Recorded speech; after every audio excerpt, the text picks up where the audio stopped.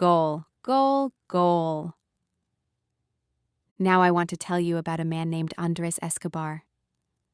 His nickname was El Caballero, the gentleman. Before tragedy struck, Andrés Escobar was one of Colombia's most respected footballers. Calm personality, clean style of play. He had become a cornerstone of Colombia's golden generation. At just 27 years old, his best years were still ahead of him. Colombia arrived at the 1994 World Cup in the United States with enormous expectations. The team was a genuine dark horse contender for the title. The country was electric with hope. Then things started to go wrong. Their opening match against Romania ended in a 3-1 loss. It was shocking. And immediately before the team even had a chance to regroup, the threats started coming in. Prior to their match against the United States, the Colombian players and coaches faced vitriolic abuse and death threats because of their loss to Romania. On June 22nd, Colombia faced the United States. It was a must-win game. The tension inside the stadium was almost unbearable. Then it happened. In the 34th minute, a U.S. cross came in.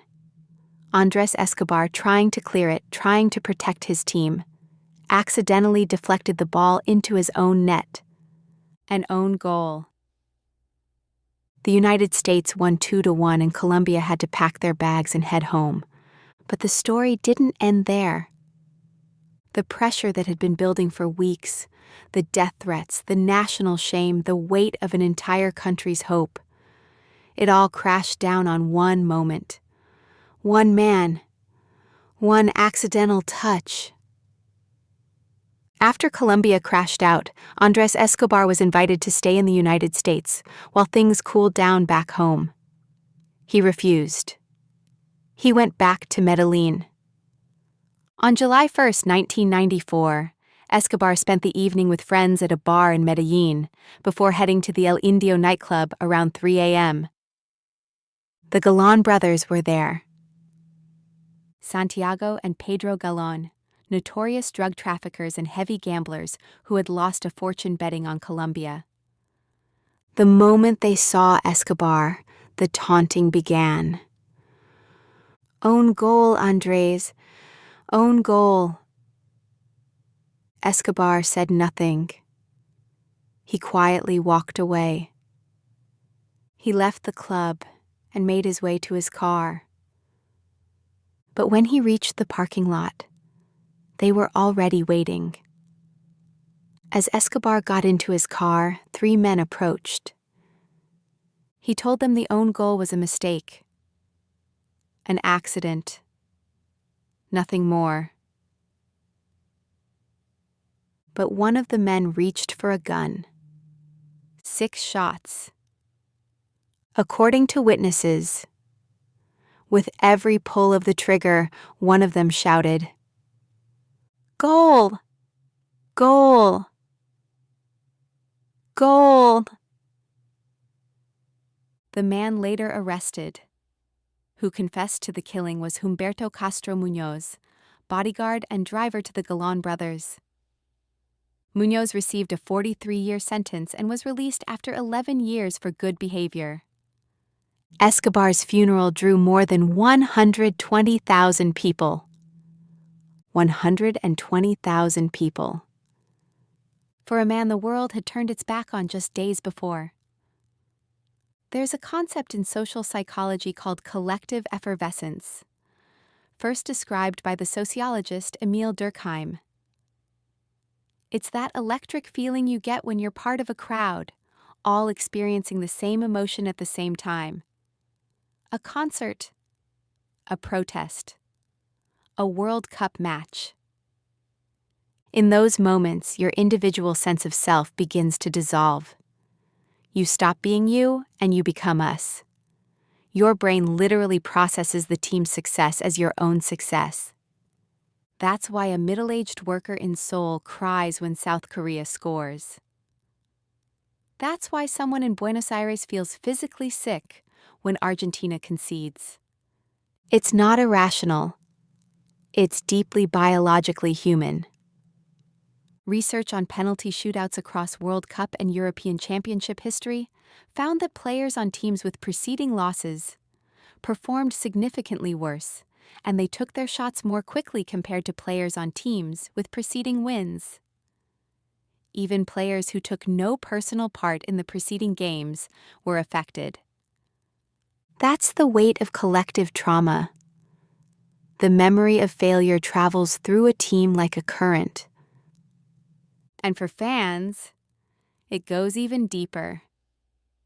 Studies have found a decrease in emergency psychiatric admissions during and after the 2014 World Cup, seemingly due to the positive social aspects of the experience. Football, when it goes well, is genuinely good for mental health. It creates connection, belonging, and shared meaning. But when it goes badly, the research on sports-related violence, depression, and even suicide rates following major tournament exits is sobering.